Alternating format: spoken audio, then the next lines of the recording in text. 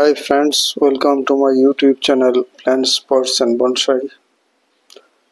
এই মাল্টিগ্রাফটেড বোগেনভেলিয়াটা আপনাদের হয়তো মনে আছে, গত 20 জুন আমি এই বোগেনভেলিয়াটির উপরে 3টি গ্রাফট করেছিলাম এবং কিভাবে গ্রাফট করেছি সেটা আপনাদের সঙ্গে ওই ভিডিওতে 20 তারিখের ভিডিওতে শেয়ার করেছিলাম।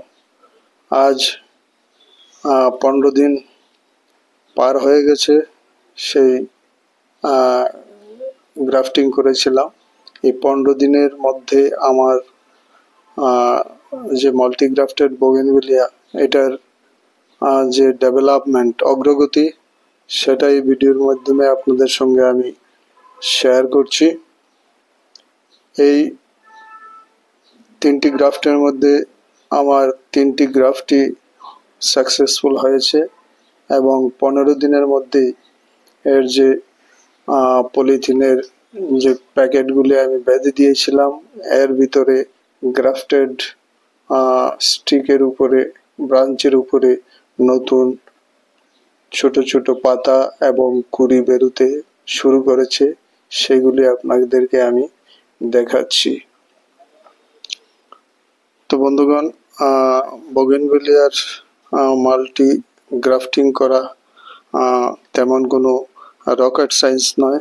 যে কোনো কেউ যারা বাগানে ইন্টারেস্টেড চেষ্টা করলেই আপনিও আপনার বোগেনভেলিয়াকে একটা মাল্টি গ্রাফটিং বোগেনভেলিয়ায় পরিণত করতে পারেন। এই দেখুন, আমার প্রতিটি গ্রাফটিং এর মধ্যে কুঁড়ি এবং ছোট ছোট পাতা বেরোতে শুরু করেছে। আশা করি এই সবগুলি গ্রাফট সাকসেসফুল হবে এবং এর থেকে নতুন ধরনের নতুন ব্রাঞ্চ তৈরি হবে। এই দেখুন, এই পলিথিন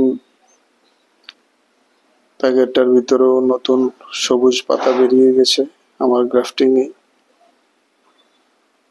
এটা খুব ভালো লক্ষণ, অর্থাৎ গ্রাফটিংটা আস্তে আস্তে মূল গাছের সঙ্গে বসে যাচ্ছে, তো এটা সাকসেসফুল হবে। এখানে আরেকটা গ্রাফটিং, এটাতেও ছোট ছোট কুঁড়ি বেরিয়ে গেছে, পাতার কুঁড়ি, নতুন পাতা বেরোচ্ছে।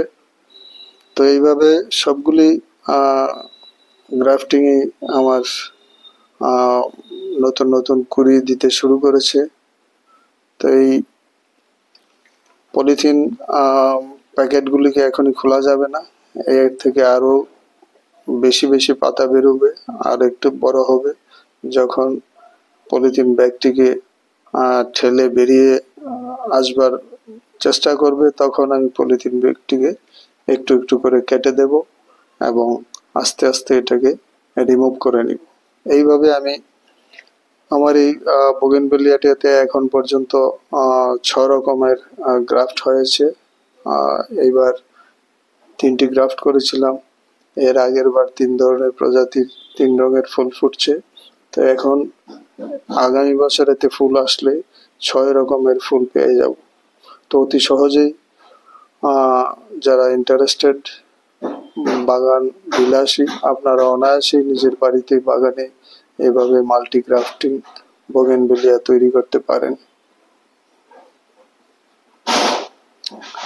আমার পূর্বের ভিডিওটি আমার চ্যানেলের লিঙ্কে রয়েছে, আমি কিভাবে মাল্টি গ্রাফটিং করেছি।